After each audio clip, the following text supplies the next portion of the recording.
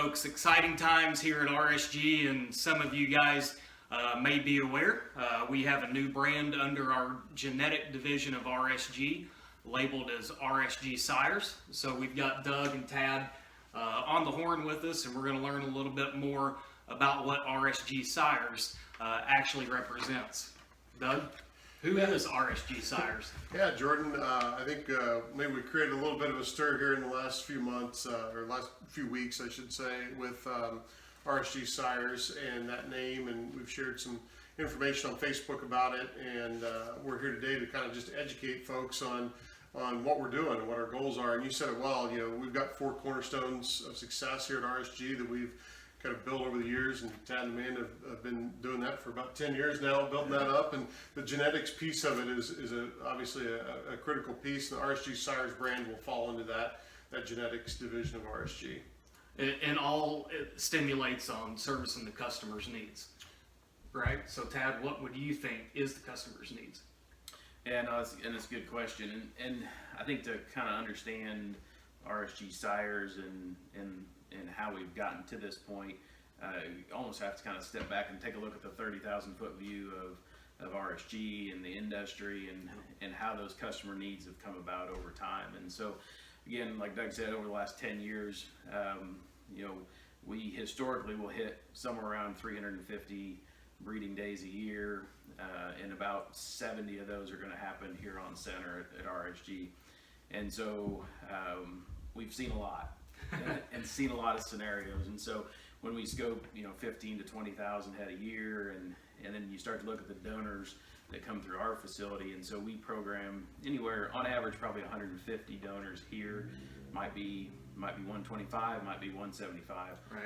But then we also have a lot of haul-in donors that come through. So in total, through our facility here a year, we'll run about 500, you know, total donors through. And so in those scenarios, we always find a percentage of those who have to go to fresh semen, you know, who have failed in frozen attempts in the past, or have failed in fresh cooled in the past, or even these old age. We get a lot of old geriatrics that come in, you know, in their last legs, and we're just trying to squeeze the last few babies out of them. So those are the situations where we just have to have, you know, fresh semen for those customers, just so that they can get more pregnancies. Absolutely. Yeah. So big question, why Black Mamba and why now? Yeah. And so again, step back just a little bit more, again, take that 30,000-foot view of the whole scenario again. So again, in the last 10 years, we have tried to solve this challenge that we face, and basically trying to how do we get a good quality fresh ram option for those situations that we just talked about. And ultimately, we've tried different approaches. So we actually put a program out there where breeders could bring us their sires. We would house them here through the breeding season. We would ship out semen for them if they wanted, and that never really gained a lot of traction. We also tried an approach with a strategic partner kind of approach, to where, again, we partnered with some breeders to try to bring in sires and make them available for customers here on center. And ultimately, what we found is that the breeders need or want their rams, their high quality rams, on their farms during the breeding season. Sure. So you know, their needs and model didn't necessarily fit our needs and models. So that brought us to, you know, the next phase of with Doug coming on board. We said, okay, Doug, let's take a fresh look at this. How do we help these customers achieve success? How do we help these customers get fertilized embryos, and how do we meet that little niche piece of our business?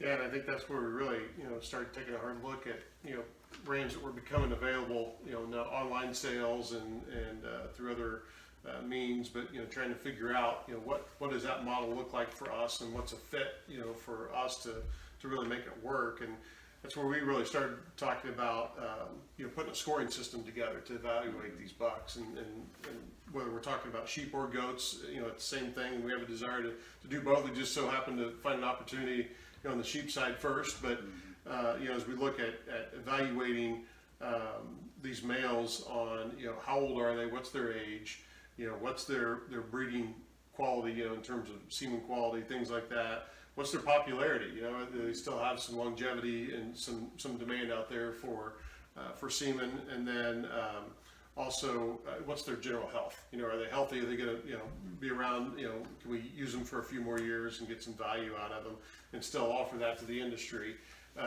You know, even if the current owner or ownership group maybe is ready to move on to, you know, maybe a son of theirs or just some other genetics. There's still a big population of you know, the country that would still like to have access to those genetics. So that's how we kind of evaluated it and went through that process. Mm-hmm.